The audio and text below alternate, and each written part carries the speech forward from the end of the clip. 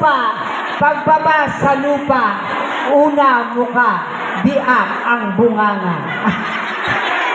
Escape ang kalawakan ng buong Laguna, nagmula pa po sa Marinig. Lubos po ako nagpapasalamat at naimbitahan ako dito. Ako nga po pala si Miss Ana Baroca Habana, 46 years old, at naniniwala po sa kasabihan. Ako nga po pala ang baklang nangarap na gumanda, pero ito po ang naging resulta, mukhang terorista. Naniniwala po sa kasabihan, kung ang kababaihan ay sopas, ang kalalakihan ay lugaw, at kaming mga bakla naman po ay pansit.